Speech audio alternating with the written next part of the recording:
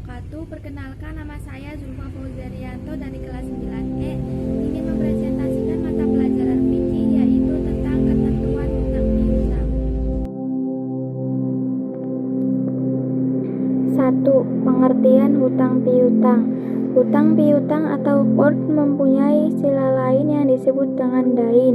Istilah dain ini juga sangat terkait dengan istilah qard yang menurut bahasa artinya memutus. Menurut terminologi fikih, bahwa akad hutang piutang adalah memberikan sesuatu kepada seseorang dengan perjanjian bahwa dia akan mengembalikan sesuatu yang diterimanya dalam jumlah yang sama dan dalam jangka waktu yang disepakati. 2. Dasar hukum hutang piutang. Dasar disyariatkannya ad-dain atau qard hutang piutang adalah Al-Quran, hadis, dan ijma'. Al-Quran surat Al-Baqarah ayat 245 yang artinya, siapakah yang mau memberi pinjaman kepada Allah, pinjaman yang baik, menafkahkan hartanya di jalan Allah, maka Allah akan melipat gandakan pembayaran kepadanya dengan lipat ganda yang banyak. Allah menyempitkan dan melapangkan rezekinya, dan kepadanya lah kamu dikembalikan. Quran surat Al-Baqarah ayat 245. Hadis Rasulullah SAW yang artinya, tidak ada seorang muslim yang memberi hutang kepada seorang muslim 2 kali kecuali seolah-olah dia telah bersedekah kepadanya 1 kali. Hadis riwayat Ibnu Majah. 3. Hukum hutang piutang. Hukum asal dari hutang piutang adalah mubah, boleh. Namun hukum tersebut bisa berubah sesuai situasi dan kondisi, yaitu A. Hukum orang yang berhutang adalah mubah, boleh. Sedangkan orang yang memberikan hutang hukumnya sunnah, sebab ia termasuk orang yang menolong sesamanya. B. Hukum orang yang berhutang menjadi wajib dan hukum orang yang menghutangi juga wajib. Jika peminjam itu benar-benar dalam keadaan terdesak, misalnya hutang beras bagi orang yang kelaparan, hutang uang untuk biaya pengobatan, dan lain sebagainya. Hal ini sesuai dengan sabda Rasulullah yang artinya, tidak ada seorang muslim yang memberi pinjaman kepada orang muslim 2 kali kecuali seolah-olah dia telah bersedekah kepadanya 1 kali. Hadis riwayat Ibnu Majah. C. Hukum memberi hutang bisa menjadi haram jika terkait dengan hal-hal yang melanggar aturan syariat. Misalnya memberi hutang untuk membeli minuman keras, berjudi, dan sebagainya. Hal ini sesuai dengan firman Allah Subhanahu wa Ta'ala yang artinya, dan jangan tolong-menolong dalam berbuat dosa dan pelanggaran, dan bertakwalah kamu kepada Allah, sesungguhnya Allah sangat berat hutang piutang. Rukun hutang piutang qard ada 3, yaitu A. 2 orang yang berakad pemberi hutang dan orang yang berhutang. 1. Syarat pemberi hutang antara lain ahli tabarru, orang yang berbuat kebaikan, yakni merdeka, baligh, berakal sehat, dan rasyid, pandai, serta dapat membedakan yang baik dan yang buruk. 2. Syarat orang yang berhutang. Orang yang berhutang termasuk kategori orang yang mempunyai ahliyah muamalah, kelayakan melakukan transaksi, yakni merdeka, baligh, dan berakal sehat. B. Harta yang dihutangkan. 1. Harta yang dihutangkan berupa harta yang ada padanannya seperti uang, barang-barang yang ditakar, ditimbang, atau dihitung. 2. Harta yang dihutangkan diketahui kadar dan sifatnya. C. Sighot ijab kabul. Ucapan antara dua pihak yang memberi hutang dan orang yang berhutang. Ucapan ijab misalnya, saya menghutangimu atau memberi hutang, dan ucapan kabul misalnya, saya menerima atau saya ridho, dan sebagainya. 5. Ketentuan hutang piutang.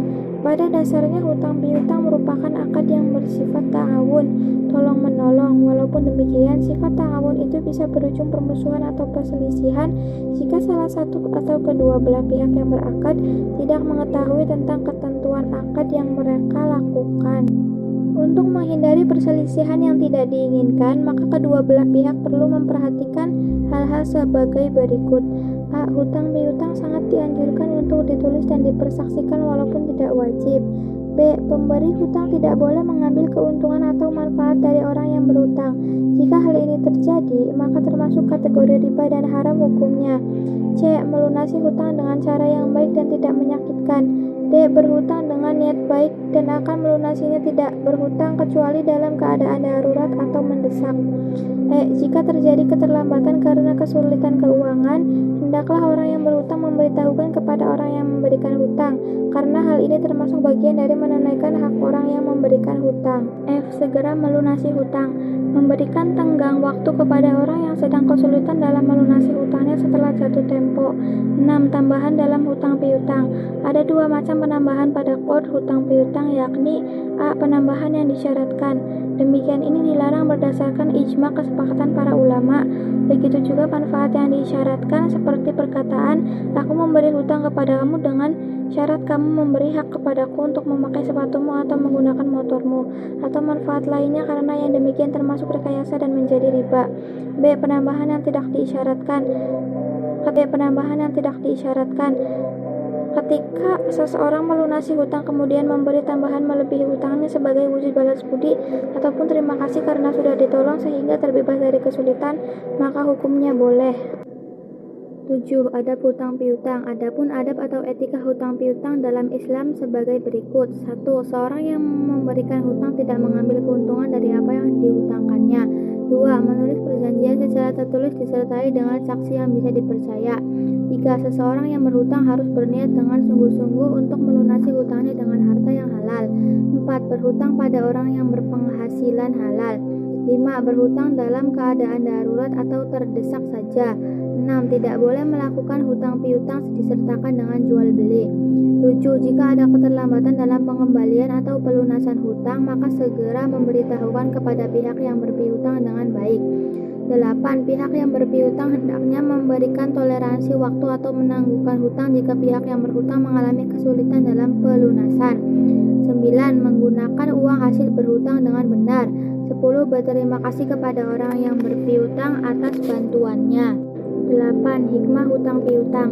A. Bagi orang yang berpiutang antara lain: 1. Menambah rasa syukur kepada Allah Subhanahu wa Ta'ala atas karunia-Nya berupa kelapangan rezeki. 2. Memupuk sikap peduli dan empati terhadap orang yang membutuhkan. 3. Menumbuhkan rasa solidaritas terhadap sesama manusia. 4. Mempererat tali silaturahim dan persaudaraan.